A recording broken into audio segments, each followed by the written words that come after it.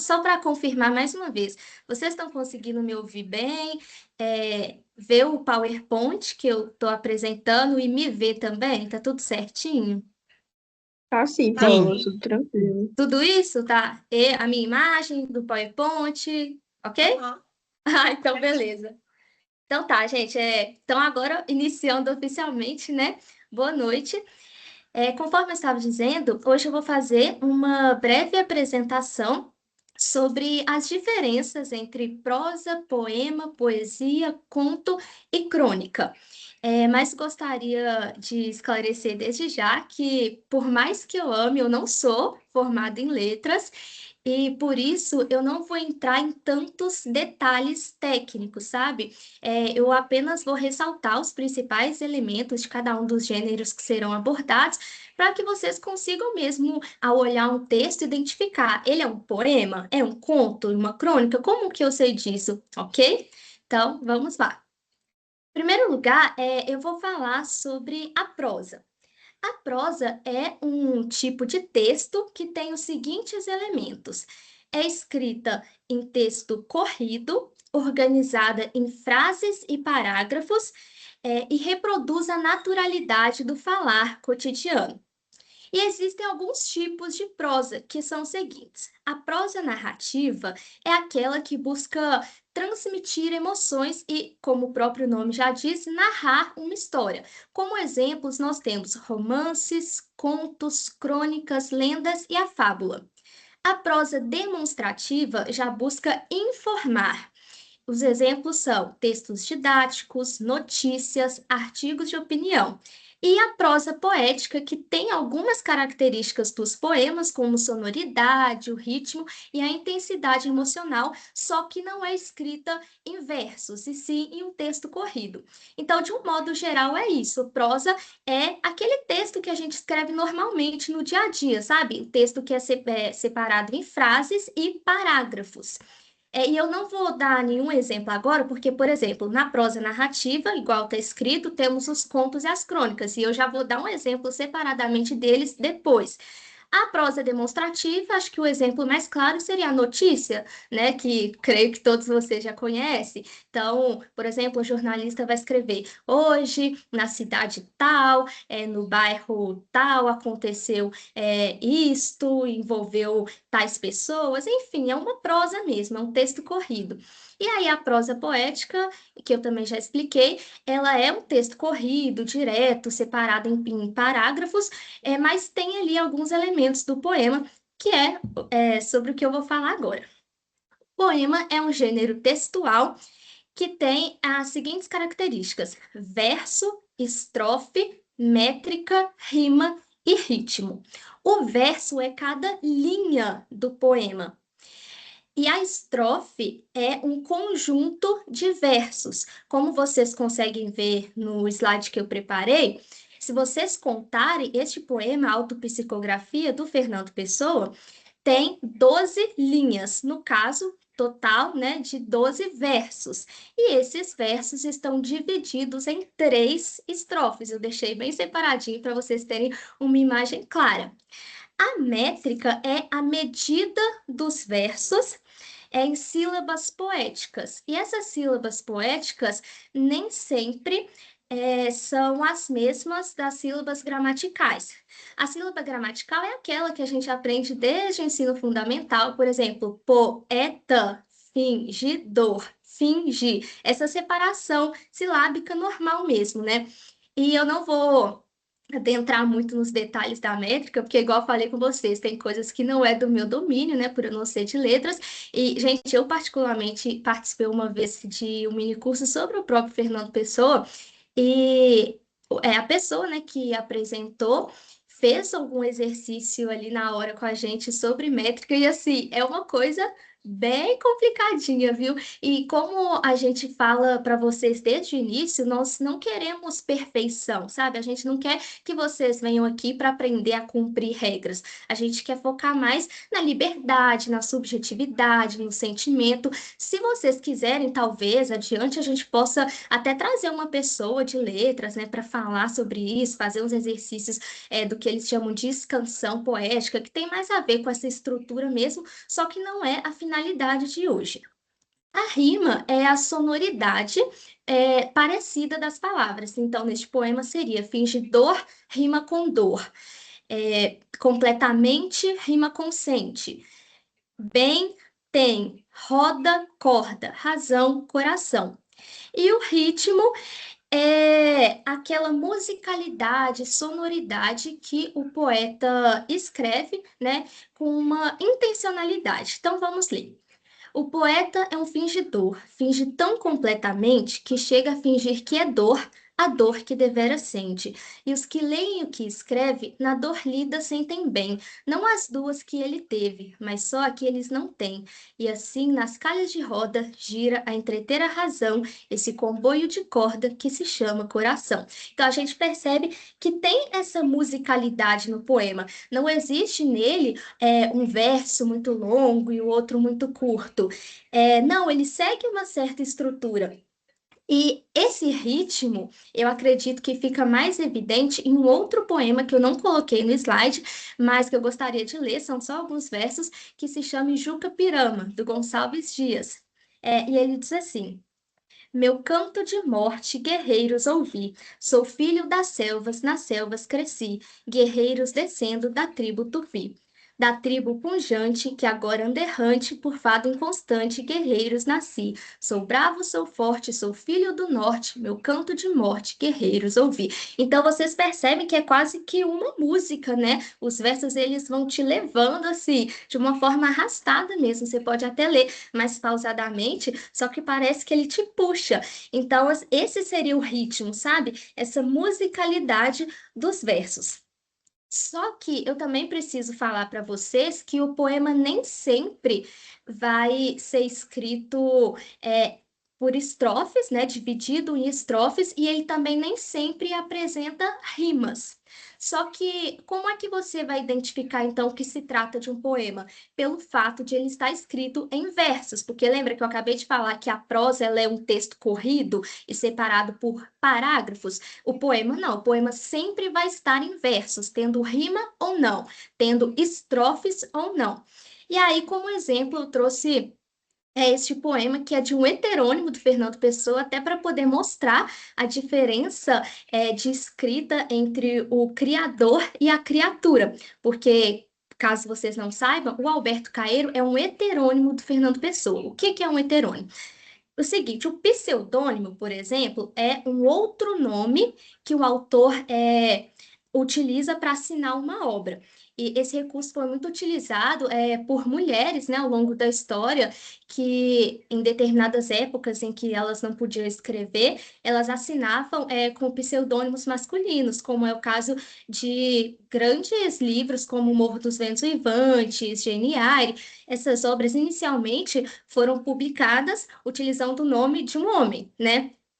Porque servia como uma proteção para as autoras. O heterônimo é diferente. Ele é uma pessoa criada por um autor, uma pessoa que tem nome, sobrenome, idade, às vezes data de nascimento e morte. É uma pessoa que tem toda uma biografia. Então, o Alberto Caeiro é um dos diversos heterônimos criados pelo Fernando Pessoa e, ao contrário dos outros, ele teve apenas a instrução primária e ele vivia no campo. E essa proximidade íntima com a natureza também influenciava a sua escrita. Tanto que no primeiro poema vocês vão observar que tem as rimas, tem métrica, tem toda uma obsessão pela forma, porque o Fernando Pessoa era exatamente assim.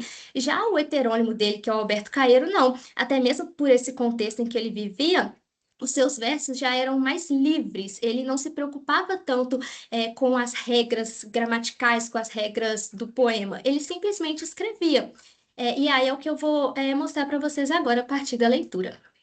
Quando eu não te tinha, amava a natureza como um monge calmo a Cristo. Agora amo a natureza como um monge calmo a Virgem Maria, religiosamente, a meu modo, como dantes, mas de outra maneira, mais comovida e próxima. Vejo melhor os rios quando vou contigo pelos campos até a beira dos rios. Sentado a teu lado, reparando nas nuvens, reparo nelas melhor. Tu não me tiraste a natureza, tu mudaste a natureza, trouxestes-me a natureza para o pé de mim. Por tu existires, vejo a melhor, mas a mesma. Por tu me amares, amo do mesmo modo, mas mais. Por tu me escolheres para te ter e te amar, os meus olhos fitaram-na mais demoradamente sobre todas as coisas. Não me arrependo do que fui outrora, porque ainda o sou. Então, como vocês percebem, esse poema não tem rimas. Observem bem o final das palavras tinha, Cristo, natureza, Maria, dantes, próxima, contigo, rios. Não tem rimas e ele não tem estrofes, mas é um poema. Isso aconteceu muito também com o modernismo, né? Os escritores buscavam romper aquele academicismo, aquelas regras rígidas, e eles começaram a escrever versos mais livres. Então, essas são as características primordiais do poema. Ele sempre vai ser escrito em versos, tendo rimas ou não, sendo dividido em parágrafos, perdão, estrofes ou não.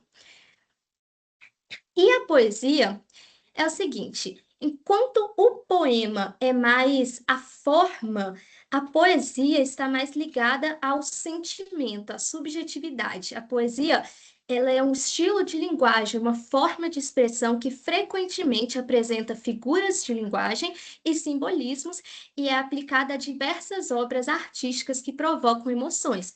Então, é possível ver um beijo na chuva e considerá-lo poético. É possível ver a cena de um filme ou escutar determinado trecho de uma música e considerar tudo isso como algo poético, porque a poesia ela é mais ampla, só que na literatura ela se expressa de maneira mais intensa no poema.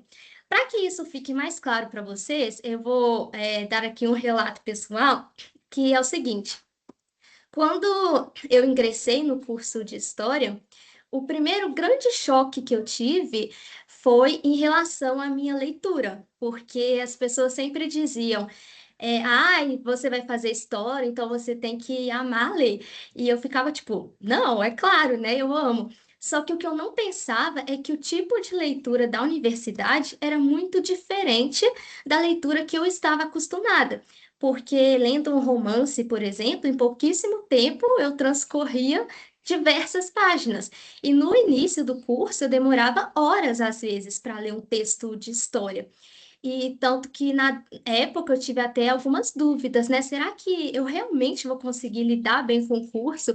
Eu não sei se vocês já leram o livro Ana Karenina, do Tolstói, e porque nele tem um personagem que é o Levin. E ele vivia num campo, né? E em um determinado momento estava lendo um livro sobre agricultura, algo do tipo. E eu me lembro exatamente que numa parte do livro ele estava, né, lendo uma obra que falava, mas o calor da atmosfera no campo. E aí do nada ele parava de ler e ele começava a pensar, ai, porque quando eu me casar, eu e minha esposa vamos mostrar o nosso grandioso rebanho para os vizinhos e etc. Aí do nada, mas o calor da atmosfera. Então, tipo assim, ele ficava sonhando acordado, sabe? Ele se perdia, saía ali do texto e ficava ali sonhando. E isso acontecia muito comigo. Só que aí, com o tempo, eu fui me encontrando nos textos de história. Por quê? Porque eu passei a enxergar poesia neles. Por exemplo, o Karl Marx, pelo menos na minha visão, ele escreve conteúdos mais difíceis, complexos, que às vezes a gente não entende assim na primeira vez que lemos. Só que ele escreve de uma maneira tão clássica, tão poética, sabe, cheia de frases de efeito, que mesmo às vezes eu não entendendo, eu consigo mergulhar no texto, sabe, adentrar ali. Eu até separei um trecho que ele fala que é o seguinte. A crítica arrancou as flores imaginárias da corrente, não para que o homem viva acorrentado sem fantasias ou consolo, mas para que ele quebre a corrente e colha a flor viva. A crítica da religião desilude o homem, a fim de fazê-lo pensar e agir e moldar a sua realidade como alguém que, sem ilusões, volta à razão. Agora ele gira em torno de si mesmo, o seu sol verdadeiro. A religião é nada mais que o sol ilusório que gira em torno do homem, na medida em que ele não gira em torno de si mesmo. Então, assim, ele tem essa linguagem, sabe, digamos assim, mais floreada, cheio de metáforas. Por exemplo, também o texto do Lucien Febvre, que ele diz: Eu amo a história, não seria um historiador se não a amasse. E até recentemente, meu professor de Brasil República pediu para a gente ler 7 textos para a prova, e dentre esses textos tinha um que falava sobre a questão agrária, é o título do texto. E eu confesso assim que eu não gostei muito, sabe? Por outro lado, é um texto do Sidney Chalub, que está no livro Trabalho, Lar em Botequim. Tem uma parte que ele fala exatamente a mesma coisa que o outro texto, só que eu gostei muito mais dele. Por quê? Porque a forma como ele escreveu era muito mais poética. Ao contrário, por exemplo, da experiência que eu tive com o Perry Anderson. Não sei se vocês já leram esse autor, mas, gente, a primeira vez que eu li um texto dele, eu não entendi absolutamente nada. Tipo assim, eu achei a linguagem dele muito mais, digamos, não sei se eu poderia falar, realista, materialista, uma coisa assim mais densa. Então, por que que eu estou dando esse exemplo? Porque a poesia, como eu falei, ela é algo amplo, sabe? Ela está em tudo. E eu, por exemplo, me identifiquei e me encontrei muito mais no curso de história, nas leituras, quando eu vi a poesia naqueles textos que eu estava lendo. Então, é possível o historiador escrever de forma poética, desde que a sua linguagem seja dessa maneira. E é isso, tem até também um textinho que eu separei. Eu não vou ler ele todo, né, por causa do tempo, que a gente ainda quer fazer uma dinâmica com vocês, mas ele se encontra no livro O Arco e a Lira, de Otávio Paz. E ele fala um pouco, né, sobre essa amplitude da poesia, e eu vou ler rapidamente, eu espero que vocês gostem. A poesia é conhecimento, salvação, poder, abandono, operação capaz de transformar o mundo. A atividade poética é revolucionária por natureza. Exercício espiritual é um método de libertação interior. A poesia revela este mundo, cria outro. Pão dos eleitos, alimento maldito. Isola, une. Convite à viagem, regresso à terra natal. Inspiração, respiração, exercício muscular. Súplica ao vazio, diálogo com a ausência, é alimentada pelo tédio, pela angústia e pelo desespero. Oração, litania, epifania, presença. Exorcismo, conjunto, magia. Sublimação, compensação, condensação do inconsciente, expressão histórica de raças, nações, classes, nega a história. Em seu seio resolvem-se todos os conflitos objetivos e o homem adquire, afinal, a consciência de ser algo mais que passagem. Então, o texto é maior, só que eu não vou ler, né? Porque, enfim, nós temos um prazo, né? E aí, só um pouquinho também do que ele fala sobre o poema. O poema é um caracol onde ressoa a música do mundo, e métricas e rimas são apenas correspondências, ecos da harmonia universal, ensinamento, moral, exemplo, revelação, dança, diálogo, monólogo, voz do povo, língua dos escolhidos, palavra do solitário, pura e impura, sagrada e maldita, popular e minoritária, coletiva e pessoal, nua e vestida, falada, pintada, escrita, ostenta todas as faces, embora exista quem afirme que não tem nenhuma. E aí ele até fala o seguinte, que há máquinas de rimar, mas não de poetizar.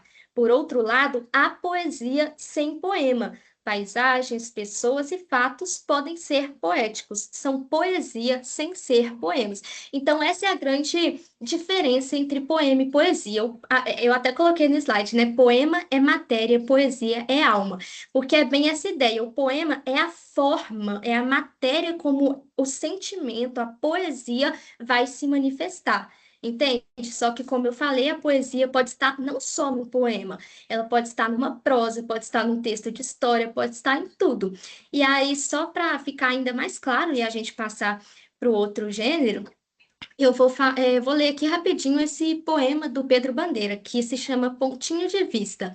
Ele fala: Eu sou pequeno, me dizem, e eu fico muito zangado. Tenho de olhar todo mundo com o queixo levantado. Mas se formiga falasse e me visse lá do chão, ia dizer com certeza: Minha nossa, que grandão. Então, isso aqui é um poema? É. Por quê? porque ele tem versos, ele está dividido em estrofes e tem rimas. Só que vocês percebem que o nível de poesia desse poema é mais brando, mais leve do que o nível de poesia que tem naquele poema do Fernando Pessoa, por exemplo, que eu mostrei? Porque esse poema aqui, você lê rapidamente, você entende. Ele fala de uma pessoa pequena que tem que olhar para as outras com o queixo erguido, mas é que se a formiga pudesse falar, lá do chão ela diria: Nossa, que grandão! Tipo, é uma coisa mais simples assim. Enquanto o do Fernando Pessoa já traz mais figuras de linguagem, simbolismos. Por exemplo, aquela parte que ele diz. E os que leem o que escreve na dor lida sentem bem, não as duas que ele teve, mas só a que eles não têm. E a gente fica, como assim as duas que ele teve? O que que é duas? Como assim a que eles não têm? Tipo, o que que ele tá falando? Então, entende? Assim, eu quis trazer esse poema, digamos, entre aspas, mais simples, né? Porque eu não tô de modo algum querendo hierarquizar poemas, não é nada disso. Eu só quero mostrar como que o nível de poesia varia entre o poema e o outro.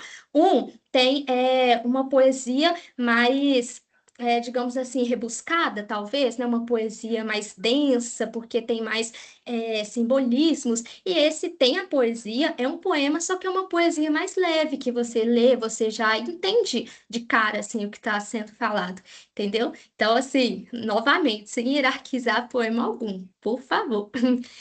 E aí a gente chega no... Opa! A gente chega no conto. O conto é um gênero textual narrativo que tem os seguintes elementos. É um texto curto e ficcional. Ele pode ter um cunho realista ou fantástico. Apresenta estrutura linear, introdução, desenvolvimento, clímax e desfecho, com tempo e espaço delimitados. Tem um foco em uma única ação ou conflito, tem poucos personagens e geralmente busca causar um impacto rápido no leitor. Perdão. E aí eu até coloquei uma citação do Eça de Queiroz, que ele fala assim: no conto, tudo precisa ser apontado num risco leve e sóbrio. Das figuras deve-se ver apenas a linha flagrante e definidora que revela e fixa uma personalidade. Dos sentimentos, apenas o que caiba num olhar, ou numa dessas palavras que escapa dos lábios e traz todo o ser. Da paisagem, somente os longes numa cor unida.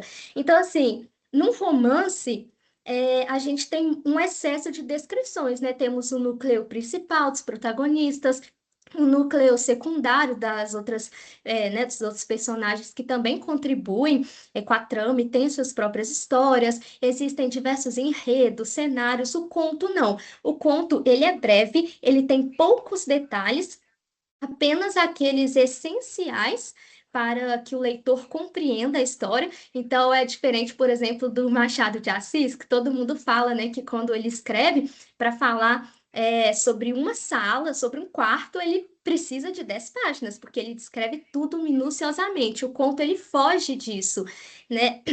Recentemente, eu até precisei fazer um resumo para poder submeter um trabalho, né, junto com a professora Silvia, inclusive, e aí eu lembro que eu mandei para ela, né, o resumo que eu tinha feito, para ela ver se tinha ficado bom. Aí ela falou que ficou muito bom, só que eu estava usando muitos conectivos, muitas, enfim, palavras que às vezes não precisava.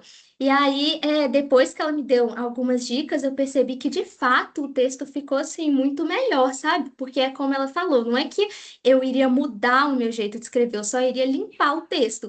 Então, acho que é uma boa analogia para a gente entender o que é um conto. Conto ele se traduz mais naquilo que ele não diz do que o que ele diz. E aí, como exemplo, eu vou falar sobre o conto Amor, da Clarice Lispector. Em resumo, ele narra a história da personagem Ana, que é uma mulher inteiramente dedicada à família, ao lar, tanto que ela gostava de se manter ocupada o tempo todo, porque isso evitava que ela começasse a pensar, né, em sua existência.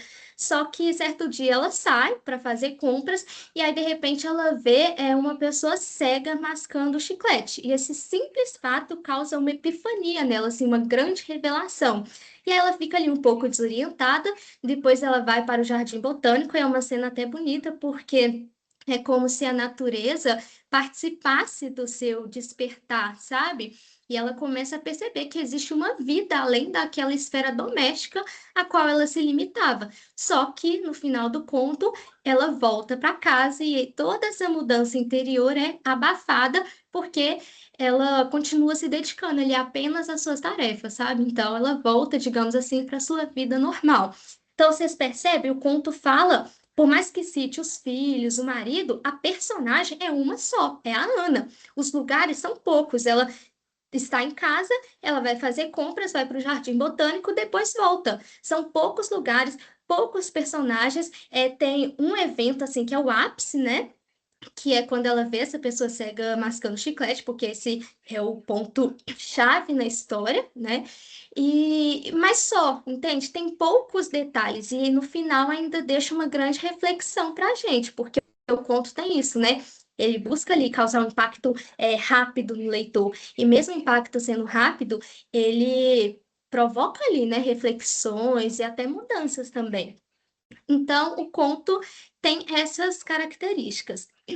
E, por fim, a crônica, ela é bem parecida com o conto, mas a principal diferença entre eles é que é o seguinte, enquanto no conto você pode abordar elementos fantásticos, na crônica, não, porque a crônica, ela é mais voltada para a realidade, para os fatos cotidianos, e ela está mais presente em jornais, revistas, na internet, blogs.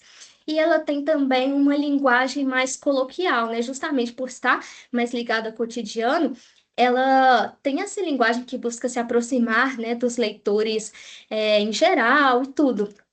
E aí, a partir da observação de fatos simples, o autor pode provocar reflexões de forma leve, subjetiva, humorística, irônica, né? Ou mais profundas mesmo, né? E aí, como exemplo, eu trouxe O Pavão, do Rubem Braga, que é bem curtinho, olha só. Ele fala assim. Eu considerei a glória de um pavão ostentando o esplendor de suas cores. É um luxo imperial, mas andei lendo livros e descobri que aquelas cores todas não existem na pena do pavão.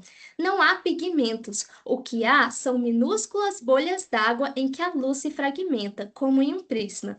O pavão é um arco-íris de plumas. Eu considerei que este é o luxo do grande artista, atingir o máximo de matizes com o mínimo de elementos. De água e luz ele faz seu esplendor. Seu grande mistério é a simplicidade. Considerei, por fim, que assim é o amor, ó, minha amada. De tudo que ele suscita e esplende, estremece e delira em mim, existem apenas meus olhos recebendo a luz de teu olhar. Ele me cobre de glória se me faz magnífico.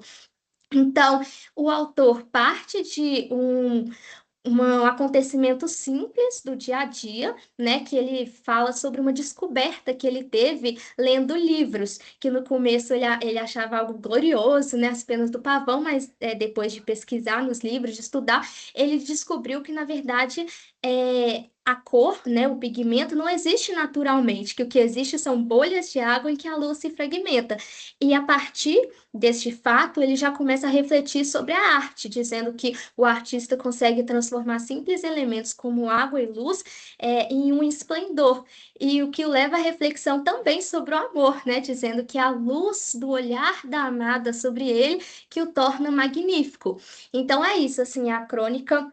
Como eu falei, é bem parecida com o conto, porque também é breve. Olha só, se a gente fosse escrever essa crônica num papel, assim, até no computador mesmo, não ia dar nenhuma página, né?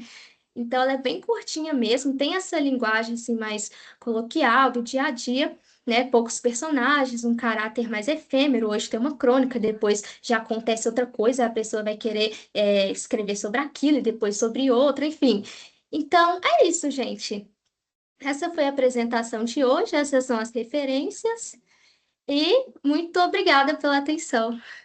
Agora eu vou parar de compartilhar a tela e voltar para a sala. Peraí, gente, só um pouquinho. Então é isso, gente. Assim, como eu falei para vocês, foi uma explicação mais breve mesmo, sabe? Espero que vocês tenham gostado. Se vocês ainda tiverem alguma dúvida, podem perguntar. E aí, mas primeiro podem falar, depois eu passo para a próxima parte. Alguém quer falar alguma coisa, fazer algum comentário? Porque eu não estava vendo vocês, gente. Então, deixa eu ver se alguém Tem mandou alguma coisa comentário no da chat. Laura lá no chat. Deixa eu ver. Laura falou, boa noite, que poema lindo. Agora eu não sei qual deles, Laura. Aí a Laura perguntou: depois podemos ler algum poema que fizemos também? Essa é a grande surpresa de hoje, Laura. Aguarde, por favor. Obrigada, Paula. Imagina, gente, é um prazer estar aqui com vocês. Me lembra muito as aulas de literatura, achei muito legal. Ai, gente, literatura é tudo, né? Eu sou meio suspeita para falar. Inclusive, gente, hoje é o dia do livro, né? Que legal. Assim, o dia do livro é todos os dias, mas hoje a gente tem essa homenagem a mais. Então, parabéns para nós, parabéns para o livro, né? Que para mim tipo assim, a maior obra da humanidade. Ô, Laura, de qual poema você estava falando que você disse? Que poema lindo? É porque eu li vários, aí eu não. Qual Boa que é? noite, gente. Boa noite, Paola. Boa noite, Boa noite. Silvia. Eu tava falando de um poema que era aquele sobre. Era tipo sobre o amor também, que você leu. Era do Alberto Caeiro, Quando Eu Não Te Tinha? Esse Esse é poema. Nossa, lindo. achei maravilhoso. Esse é perfeito mesmo. Faz parte da coletânea de textos que é o Pastor Amoroso, que é muito legal. Inclusive, gente, nossa, Laura, eu lembro na época, porque esses poemas estão no livro Guardador de Rebanhos, caso você se interesse. E eu lembro, assim, na época, quando eu estava lendo, eu fiquei revoltada com o Alberto Caeiro. Por quê? Porque ele começa o livro falando, ai, que eu amo ser sozinho, que eu quero ser sozinho, que só me importa a natureza. Aí, do nada, ele começa a falar, assim, né, nessa coletânea, né, do Pastor Amoroso, ai, que eu quero você, que eu já não sei ser sozinho. Eu fiquei tipo assim, meu querido, como assim? Só que aí é bonito, porque nesse poema ele fala, né? Tu não me tiraste a natureza, tu mudaste a natureza. Então ele diz, em outras palavras, né, que ele ainda é o mesmo, só que agora com amando, né? Amando outra pessoa. Então eu acho muito bonito, assim. É, apaixonou, acontece. Pois é, acontece, né? É, então, se alguém quer falar mais alguma coisa, vocês têm alguma dúvida? Quer que eu exploro mais algum ponto? Ou tá tranquilo? Por mim, ficou tão tranquilo, assim, as explicações. Eu consegui compreender exatamente a diferença, assim. Foi uma ótima Ai, que explicação. ótimo. Obrigada. Uhum. Ai, que ótimo. E hoje a gente tem novidade, né, Paola? É, Conta agora o grande é. desafio. Então tá, pessoal, ó, é o seguinte, tá? A Laura tinha perguntado, né? Depois podemos ler algum poema que fizemos? Então, a proposta de hoje é o seguinte: a gente queria que vocês se reunissem em grupos, sabe? Ou em dupla, enfim, da forma como vocês acharem melhor. A gente estava até pensando em fazer aqui pelo Teams mesmo, porque a Duda me ensinou, parece que tem uma funcionalidade que você cria uma sala e aí ela organiza os participantes em salas separadas, né? E de forma aleatória, assim. Mas aí eu até queria perguntar a vocês, se vocês querem vocês mesmos se organizarem, ou se pode ser de forma aleatória, porque a proposta é que a partir dessa explicação que eu fiz, né, sobre a diferença de prosa, poema, poesia, conto e crônica, vocês escolham uma dessas formas, né, desses gêneros que vocês mais gostaram de conhecer melhor, que vocês se sentem confortáveis e que vocês escrevam alguma coisa. Nossa reunião vai até 8h30, então, assim, provavelmente, né, dependendo do que vocês vão escrever, talvez não dê tempo de terminar, mas aí depois a gente se reúne para vocês lerem, né, o que vocês criaram, assim, o que der tempo de fazer. E eu não queria que vocês tivessem uma preocupação muito grande, tipo, ai, eu tenho que escrever a melhor coisa do mundo agora, em poucos minutos, para publicar. Não, gente, isso aqui, inclusive, a gente nem precisa publicar, a gente quer mesmo que vocês tenham essa experiência, sabe? É tipo um aquecimento para a gente fazer as produções oficiais futuramente. Então é isso. Aí eu queria saber de vocês, se eu posso criar salas aqui e dividir vocês aleatoriamente, ou se vocês querem se organizar, talvez pelo WhatsApp, Paola, vocês se sintam mais confortáveis. Oi, oi. eu acho, eu não sei se todo mundo que está aqui é aluno, né? Ou se tem alguém que não é aluno. Uhum, O que acontece? Eu acho mais legal eles se organizarem por grupos de WhatsApp, né? uhum. Nós temos 15 participantes, tiramos eu e você, né? Quer dizer, vão ficar uns 12 participantes aí, ou 11 participantes, uns 5 5, 6 para cada lado, fazer 2 grupos, né? Uhum, Eu acho melhor eles se organizarem por WhatsApp, por quê? Porque depois eles podem dar continuidade a esses grupos, uhum, entendeu? Fica mais sim, fácil para conversar em outros momentos também, uhum, e não só no momento da reunião. Então, a gente pode que aleatoriamente, ou vocês se escolhem aí, ou aleatoriamente a gente fala os nomes, e alguém fica responsável, por exemplo, a Ive. uhum, Escolho a Ive e escolho o Luiz. Cada um vai ficar responsável. Então, aleatório, ótimo aí, pessoal falando. Eu escolho a Ive, escolho o Luiz. Fica responsável por criar os grupos. Aí cada um escolhe se vai entrar no grupo da Ive ou do Luiz. A única coisa que eu peço é que exista um equilíbrio, né? Então, assim, ficar 5 em um, 4 no outro, 6 em um, 5 no... sabe? Para não ficar desequilibrado, tipo 15 em um e 2 em outro, né? uhum. A gente criar o equilíbrio. Vocês conseguem se organizar isso aí para isso, gente? E essa escrita, eu queria falar que é uma escrita assim, vem de dentro. Coloquem no papel, não fiquem preocupados em ficar fazendo rima, em ficar tudo certinho, sabe, e muito lógico, e caretinha, não. Coloquem os afetos, os sentimentos. Às vezes parece que não tem sentido, mas não é para ter um sentido racional, né? Muitas vezes é para transbordar a emoção. Uhum, Literatura é sobre emoção, é sobre uhum. representações, significados, tá? Alguém pode... A Maria Eduarda quer falar? Fala, Duda, por favor. Vocês estão me ouvindo? Sim. Sim. Eu já tô com a enquete pronta, Paola, que a gente combinou Ah, tá. também. Uhum. Se Deixa eu você dar uma preferir, olhada. a gente pode fazer dessa forma.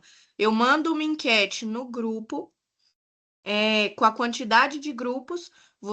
A gente estipula Uhum. aqui quantas pessoas serão por grupo e cada um vota no grupo que vai ficar. E aí eu Pode crio o ser. link dos grupos e envio lá. E aí Pode vocês ser, por entram Eu lá, acho favor. cada um. Uhum. grupos no máximo, né, gente? Acho que 3 grupos no máximo. Sim. Porque Pode ser, pessoal, dessa forma? eu não vou entrar no grupo, né? Eu também Então, não. nem a Paola. Então, vão ficar 13 pessoas. Eu acho que aí Deixa eu ver. Uma, duas, seria, no máximo, né, 3 grupos, de seis, 2. sete, Porque oito, calei, não vou ficar nove, falando mais, 10, tá? 11. São 12 pessoas, tirando eu, você e a Duda, parece que são 12 pessoas. Talvez 3 grupos de 4 pessoas? Pois é, 3 de 4. A gente ajuda a gente a se organizar. Olha lá a enquete, né? Ok? Por favor.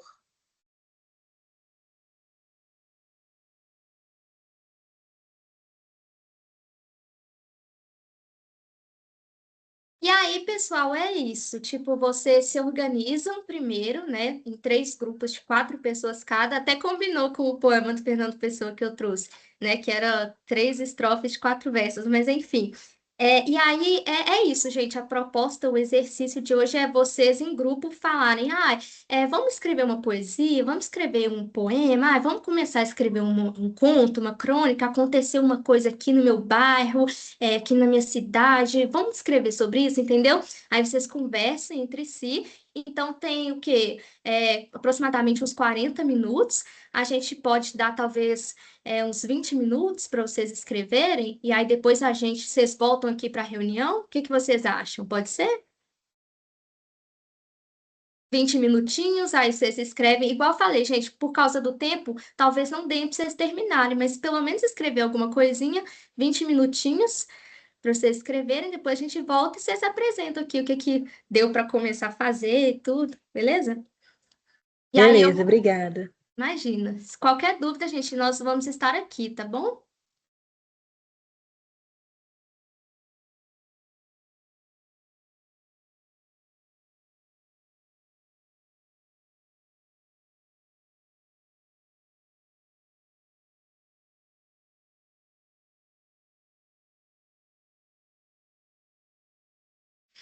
Oi de novo, gente.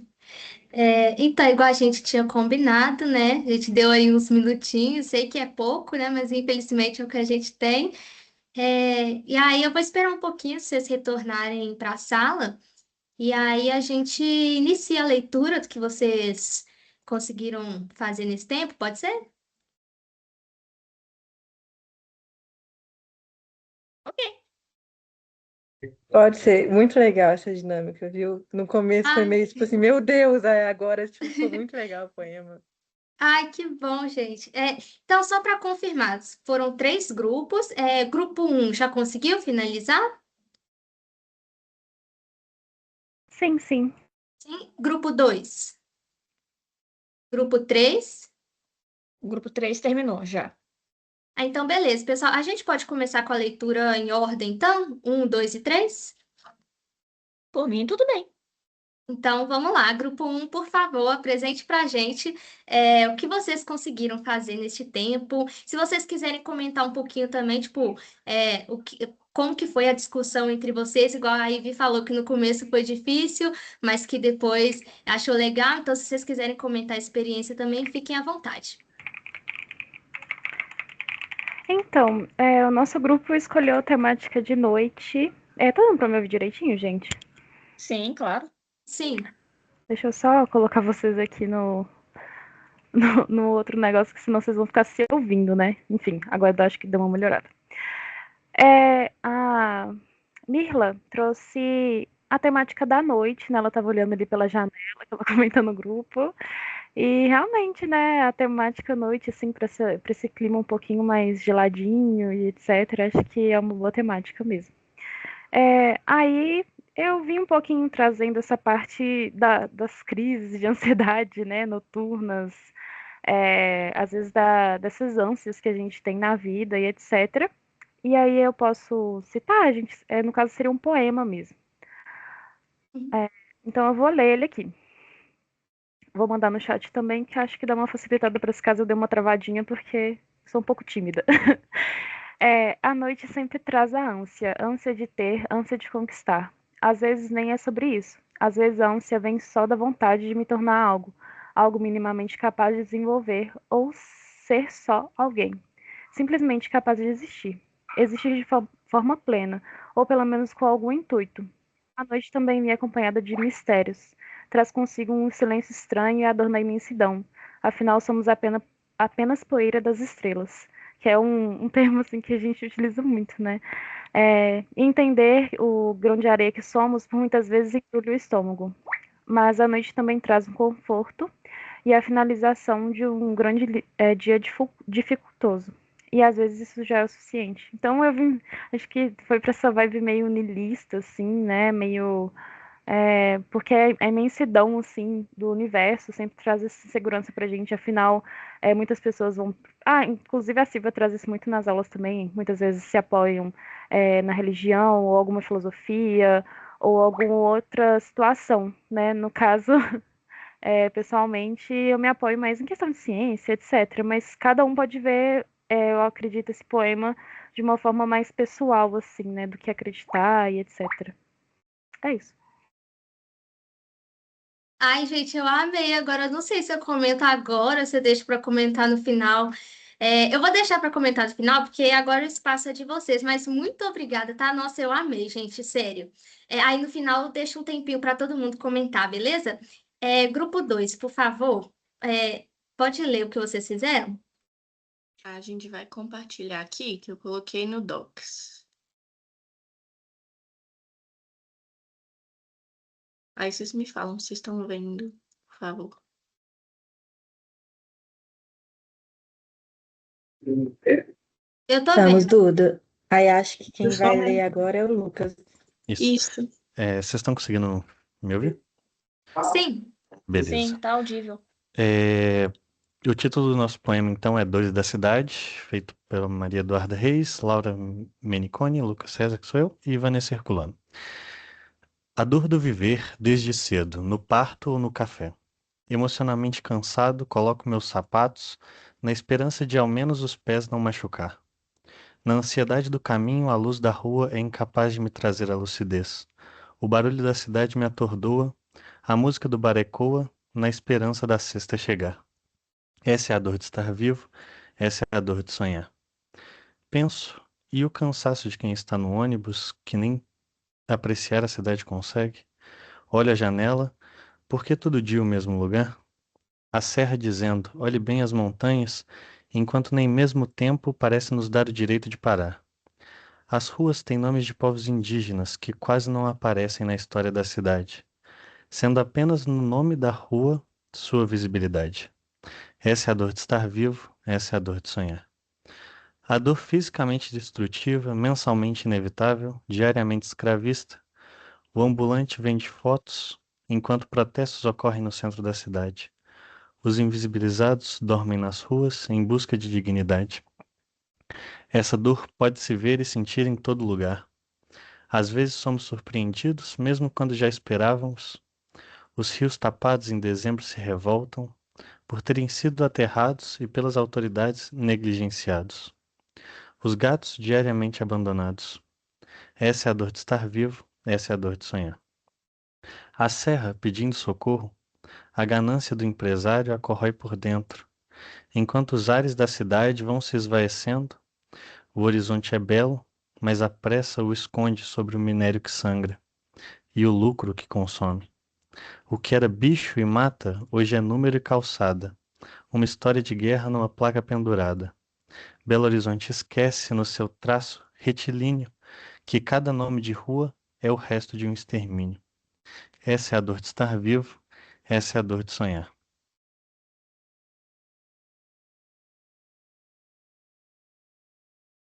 Uau, gente, que sem Poetizou. palavras. Não tem Gente, jeito de não publicar, não, né? Vai para os pois anais. é. Nosso grupo será publicado, sim, no final do filme, tá?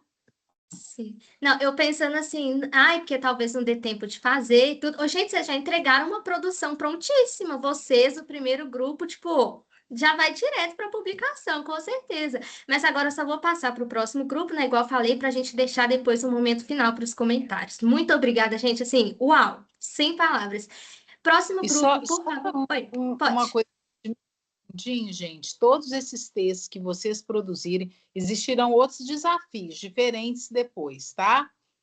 Até uns que parecem uns jogos, a gente vai ter mais coisa aí. Mas todos esses textos, eles vão passar por uma revisão de português, essas coisas, gentilmente cedida pelo Departamento de Letras, né? A coordenadora de letras nos ofereceu isso por causa do projeto. Tá bom, gente? Obrigada. Que Isso fofa, mesmo. amei. Isso mesmo, gente. Aí, grupo 3, por favor, leia pra gente. Olá, tudo bom? Eu sou a porta-voz do grupo. Nós somos compostos pela Fernanda, Rayara e Felipe, e eu, Ive Coimbra. Vou estar publicando o nosso conto aqui no chat, para todos poderem ler. Abre a E câmera vou aí. começar. Deu um bizil aqui no meu computador, não estou conseguindo abrir a câmera. Eu vou fuçar aqui depois, quando acabar aqui, para ver se eu consigo resolver. Mas para não estender demais, eu vou começar. Passa tempo, passa a hora, passa eu. Não quero só correr, quero aproveitar os tic-tacs de viver. O amanhã é meio incerto, meio longe. E o ontem já ficou para trás e nunca mais volta. Então fica no agora, no simples, no que cabe. É pouco tempo, mas ainda dá para sentir tudo. O tempo passa e não vemos. Cada dia, cada hora é um tempo diferente. O tempo é como um rio. Sempre passa e nunca volta. Se voltar, não é da mesma forma. Os trens da vida têm suas vistas e solavancos. Mesmo que depressa e violento, permaneço. Muito bom! Uhul, hein?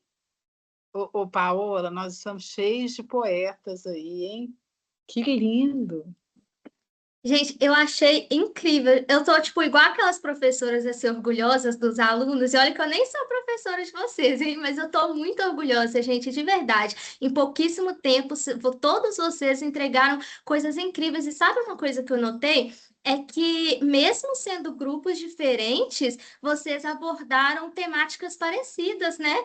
Então, o primeiro poema que fala, por exemplo, sobre essa pressa, né, a ânsia de ter, a ânsia de conquistar ou só ser alguma coisa. Aí tem o poema 2 que fala também, quer ver? Ah, não, as meninas transmitiram na tela, mas enfim, que falam sobre isso também, né? Sobre essa pressa cotidiana, correria, e também se citam as desigualdades, né? Eu lembro da parte que fala do nome dos indígenas só nas placas, né? Sem o reconhecimento, e esse terceiro que fala que eu não quero só correr, quero aproveitar os tic-tacs. Então, assim, é uma coisa muito legal, gente, que vocês fizeram.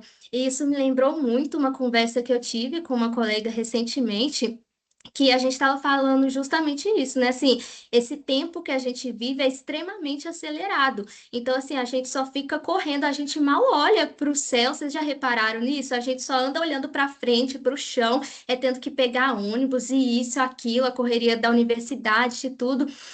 Inclusive, assim, no feriado de carnaval, eu viajei para minha cidade do interior. E aí foi um momento assim tão bonito e mágico, porque eu fui de ônibus, né? E aí tava aquela, e era à noite, e tava aquela escuridão total. Então, tipo assim, durante umas 2 horas diretas, assim, eu fiquei só ouvindo uma música e contemplando o céu, tipo, uma coisa que no dia a dia a gente não tem tempo de fazer. E aí, diante daquela imensidão, você se sente tão pequeno, sabe? E aí a gente fica pensando que, no fundo, todos esses problemas do dia a dia, é claro que são ruins, são difíceis, mas, tipo, no fundo, quando a gente para comparar com a imensidão de algo maior que nós, nada disso importa, sabe? E aí eu estava conversando com uma colega minha sobre isso, que a gente tem que aceitar a nossa importância, nos valorizarmos, mas de certa maneira a gente tem que aceitar a nossa insignificância também, né? Diante da vastidão do universo. Então, eu gostei muito das produções de vocês, porque todas me fizeram refletir um pouco sobre isso. Como a gente está sempre corrido, acelerado, é igual, por exemplo, quando uma pessoa fica doente, ela esquece de tudo. A saúde dela passa a ser prioridade. A única coisa que ela quer é se curar. Então, será que a gente precisa estar doente, né? Chegar nesses momentos para a gente poder valorizar mais o dia a dia, as pequenas coisas, mas infelizmente a gente também não tem como não falar da desigualdade, porque não é um simples, eu quero contemplar o céu, eu quero não viver da correria. A gente sabe que é a realidade da maioria, né? Igual eu falei, a gente pega um ônibus, aí às vezes fica mais de 1 hora lá, em pé ainda por cima, aí depois demora para chegar em casa, ainda tem, sabe, que preparar a janta e preparar tudo para outro dia. Enfim, a gente sabe que essa correria do dia a dia, como né, a gente vê, ninguém tem as mesmas 24 horas. Então, assim, é uma situação um pouco dual, né? Porque a gente quer ter esses momentos assim de contemplação, de não viver só na correria, mas infelizmente a realidade acaba nos empurrando para isso. E é aí que eu acho que a arte ela se torna cada vez mais importante, porque talvez são os momentos de brecha que a gente consegue encontrar para poder sobreviver, sabe? Então, igual eu mesmo, assim, os únicos momentos que eu tenho, tipo, para ler um livro é quando eu tô no ônibus, aí quando eu tô andando eu vou ouvir uma música, porque, assim, se eu não fizer isso, eu não sobrevivo. Igual uma professora de literatura que eu adoro, que eu acompanho nas redes sociais, perguntaram para ela, "Ai, mas você faz tanta coisa, como que você consegue tempo?" Ela fala, isso aqui é a minha vida, se eu não tiver tempo para isso aqui. Então é isso, gente, eu acho que já tô falando demais. Então, muito, muito, muito obrigada pelas produções de vocês, gente, com certeza serão publicadas, de verdade, estou muito orgulhosa, impressionada, e aí agora eu quero só ouvir vocês. Quero que vocês falem mais sobre como foi essa experiência, o que vocês estão achando do grupo, se vocês querem, no caso vocês já falaram, né, que querem mais dinâmicas, mas enfim, se vocês tiverem sugestões, por favor, falem com a gente. E só a última coisa que eu vou falar, antes de passar a palavra para vocês, é que o seguinte, a gente preza muito mais pela qualidade, obviamente, né, do que pela quantidade. Mas, assim, quando a gente faz um projeto legal, né, que a gente pensa em tudo com tanto cuidado e carinho, a gente quer que o máximo de pessoas possíveis tenham acesso a isso. Então, eu entendo que os horários às vezes não batem, né, mas se vocês puderem também compartilhar esse grupo com outras pessoas, né, falar com um colega, com os amigos, se inscreve aqui. E o nosso grupo também está aberto para pessoas de fora da PUC. Então, se vocês puderem nos ajudar a compartilhar, né, as reuniões, falar, olha lá, é legal, participa. Então, a gente vai agradece muito, tá? Mas muito, muito obrigada. Agora, eu não vou falar mais nada, tá, gente? Ó, agora é só vocês. A Laura primeiro e depois Letícia. Adorei o que você falou, Paola. Eu leio no ônibus também, me identifiquei muito com isso. E assim, é bom a gente ter esses momentos, né? De às vezes só olhar para o teto, só ver a paisagem. Mesmo quando eu tô com pressa, eu fico pensando, tipo, vendo a cidade. Às vezes eu paro um segundo para tirar uma foto da cidade, que eu acho muito bonita. Eu só queria ressaltar uma coisa, porque essa parte dar os devidos créditos. A quem falou para mim dessa coisa das ruas com nomes de povos indígenas foi na reunião do Inventário Indígena de Patrimônio Cultural, e aí foi o cacique Danilo Boruncrem, que ele é historiador, inclusive, de Ouro Preto, e o povo Boruncrem, ele é nômade, assim, ele fica entre Ouro Preto e Belo Horizonte, eles é, às vezes mudam o lugar que eles estão. E o povo Boruncrem também é conhecido como botocudos na documentação colonial. Quando ele falou isso, eu falei, nossa, é mesmo, né? Porque eu não sabia que era o povo Boruncrem, porque eu só via lá botocudos. E aí ele falou isso, nossa, assim, ecoou na minha cabeça, assim. Toda vez que eu tô na rua Tupinambás, Tamoios, qualquer rua, eu penso nisso, e realmente, se a gente for ver, a gente não sabe nada sobre a história indígena de Belo Horizonte, sobre, aliás, a participação indígena na história de Belo Horizonte. Então, eu acho que é importante a gente olhar para isso, e também teve uma reunião do inventário indígena que foi ótima no Parque Municipal. Não sei se vocês já viram, quem é de BH, no caso, né? Que eu falo muito de BH, gente, mas é porque, né, onde eu moro e tal, mas fiquem à vontade para compartilhar as experiências de vocês também. No Parque Municipal de Belo Horizonte tem uma parte que tem 4 rostos postos de 4 políticos importantes, assim, dos fundadores da cidade. Tipo um Mount Rushmore, só que no Parque Municipal. E aí, nesse inventário indígena, nessa reunião, foi muito bonito porque eles fizeram uma tradição deles e eles cobriram um dos rostos com um pano. E aí isso foi muito simbólico, sabe? Assim, eu fiquei impressionada. Então era isso que eu queria falar para dar os devidos créditos. Falei demais também. Obrigada. Muito obrigada, Laura. Muito importante seu comentário. Pode falar também, Letícia.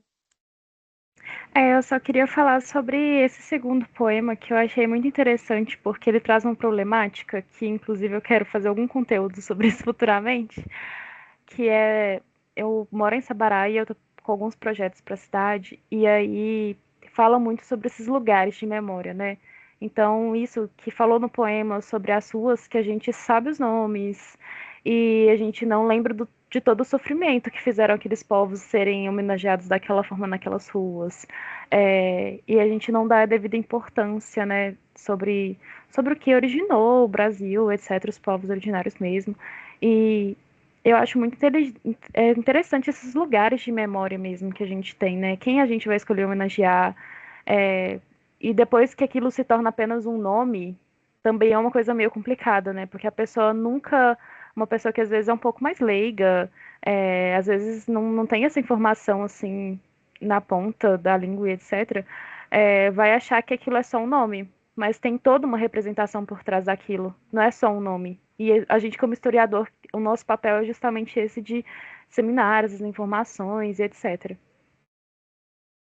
Letícia, demais. E só lembrando que ontem foi dia 22 de abril, né? O dia do chamado descobrimento, ou invasão, ou chegada, né? Eis aí as discussões dos Sim. portugueses aqui no território que viria a ser o Brasil. E aí, eu vi um vídeo tão lindo no Instagram de uma mulher indígena falando assim que a mãe do Brasil é indígena.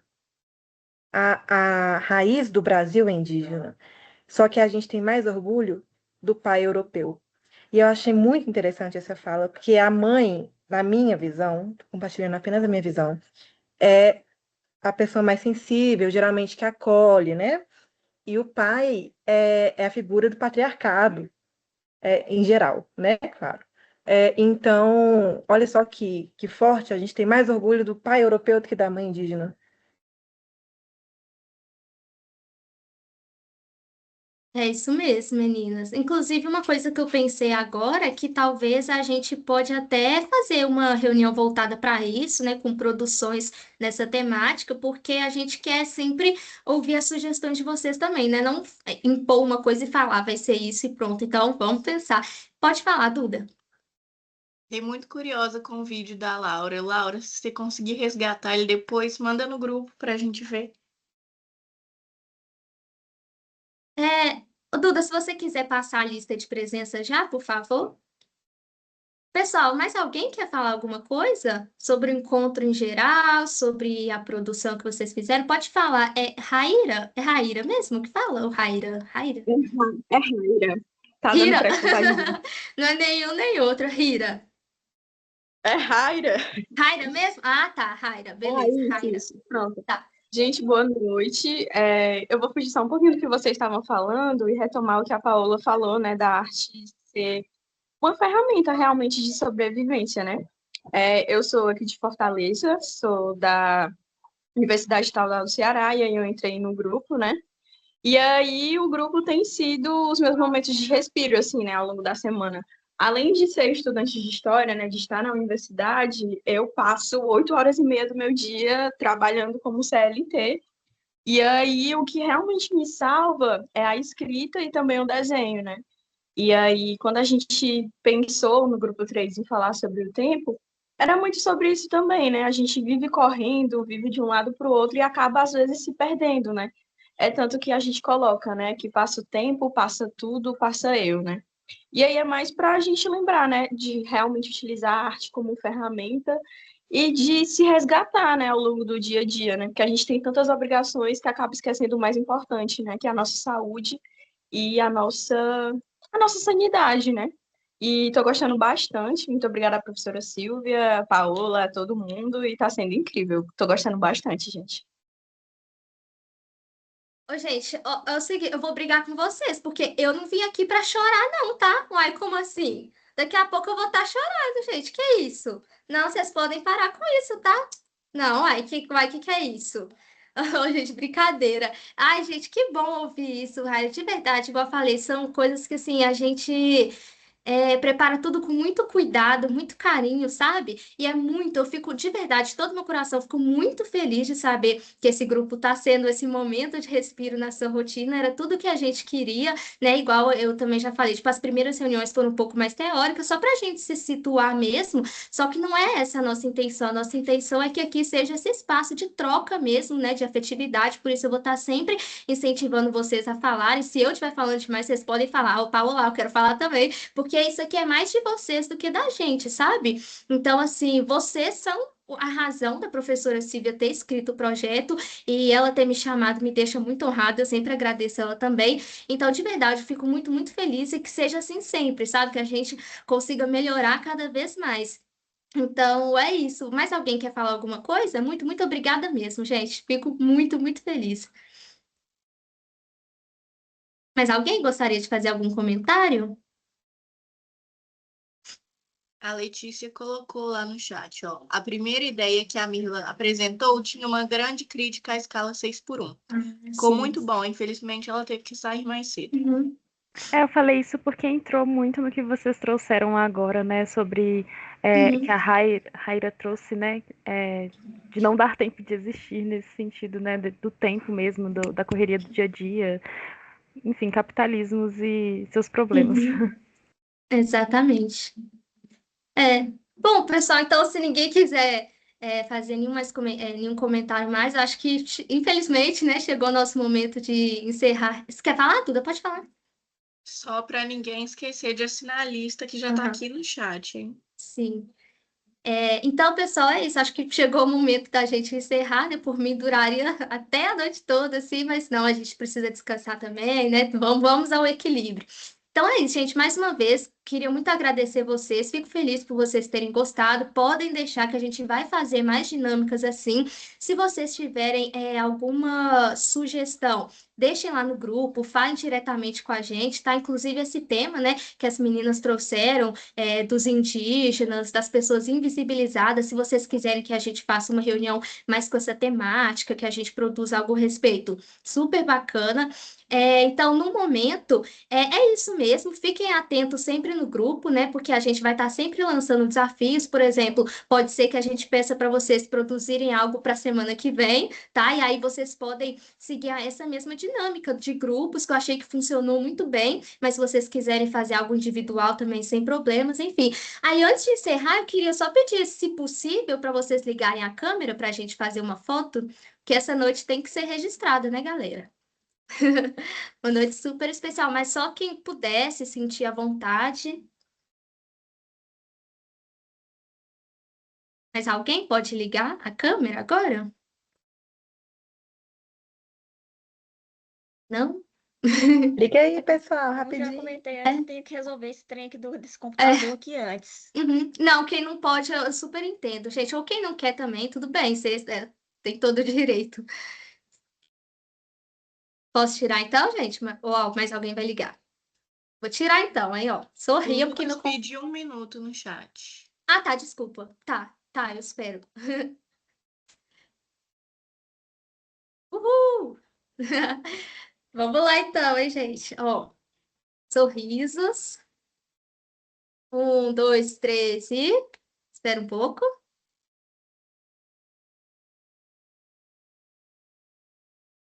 Só mais uma.